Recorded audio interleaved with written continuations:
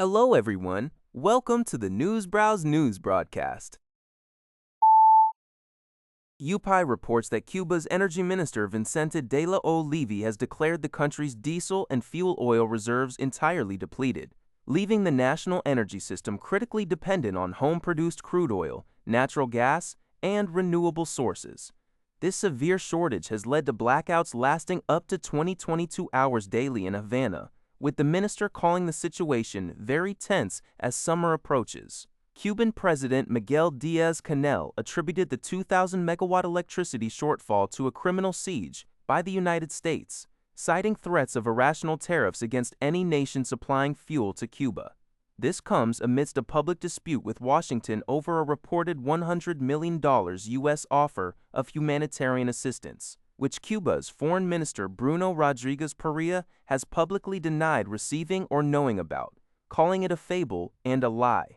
The U.S. State Department maintains the offer is genuine and reiterated its readiness to provide aid directly to the Cuban people through independent organizations if the Cuban regime permits. The U.S. embargo on Cuba was significantly ramped up in January by former President Donald Trump. Gunshots erupted at the Philippine Senate after Senator Ronald De La Rosa, a key figure in former President Rodrigo Duterte's war on drugs and now facing an International Criminal Court (ICC) arrest warrant for crimes against humanity, resisted arrest. The incident saw people running for cover, though no casualties were immediately reported. Conflicting accounts emerged regarding the involved parties, with Senate Secretary Mark Landro Mendoza stating NBI officers attempted entry and fired, while NBI Director Melvin Matabag denied any NBI presence. Military personnel also arrived on the scene.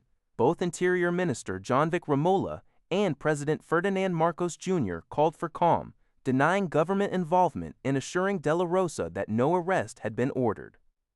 De La Rosa has filed a Supreme Court petition to prevent his transfer to The Hague, arguing the Philippines' withdrawal from the Rome Statute invalidates ICC jurisdiction, a claim the ICC disputes. This report comes from Global News. During a summit in Beijing, Chinese President Xi Jinping issued a stark warning to U.S. President Donald Trump, stating that mishandling the issue of Taiwan could push the two nations into conflict and severely jeopardize their relationship. Xi emphasized that Taiwan is the most critical issue in China FID brought despite Trump's initial warm reception, calling Xi a great leader and friend. Xi's tone was less effusive, stressing the need for the two countries to be partners, not rivals. The summit, which lasted over 2 hours, also saw Xi noting that preparatory economic and trade talks had reached balanced and positive outcomes. Al Jazeera's Katrina Yu reported from Beijing that while China expressed willingness to be flexible on issues like Iran and trade, Taiwan remains a non-negotiable point. Beijing's cooperation is conditional on Washington accepting the One China principle and Beijing's seriousness about controlling Taiwan. A jury in Chicago has awarded $49.5 million in damages to the family of Samya Stumo, a 24-year-old American who died in the 2019 Ethiopian Airlines Boeing 737 MAX crash. The verdict, reported by CBS News, came after approximately 2 hours of deliberation.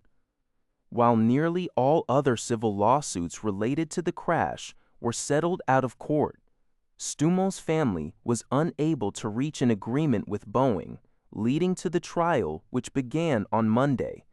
Samya Stumo was en route to Kenya for her first assignment with Think Well, a public health non-governmental organization, when the plane crashed shortly after takeoff, killing all 157 people aboard. This incident followed a Lion Air crash involving the same 737 MAX 8 model just 4.5 months earlier, which killed 189 people. Boeing was forced to ground all 737 MAX planes for nearly 2 years to implement system upgrades.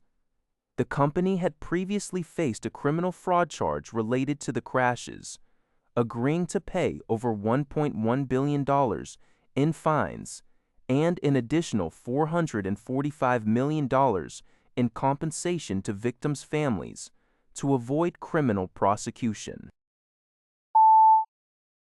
According to Al Jazeera, Israel has escalated its attacks on southern Lebanon, resulting in 2 fatalities and several forced displacement orders as both nations prepare for U.S.-brokered talks to extend a ceasefire. The Lebanese National News Agency reported that Israeli warplanes targeted the Esdine residential project in Srifa on Thursday morning, killing 2 individuals. The Hatzadi Wadouan down dry that it had commenced targeting alleged Hezbollah infrastructure sites across various southern Lebanese areas. Earlier, Israeli army spokesperson Avichai Adre announced evacuation orders for several towns and villages via X. An Israeli drone strike near Breka and Zrei injured 1 person, while another airstrike targeted Amel Taine in the western Bekaa. Al Jazeera correspondent Rory Chalons noted a significant increase in aerial bombardments in recent days, with drone strikes on cars and motorcycles occurring frequently along the coastal highway south of Beirut. The conflict has resulted in at least 2,896 deaths in Lebanon since early March, according to the Ministry of Public Health. That's all for this video. Thank you for watching. See you in the next video.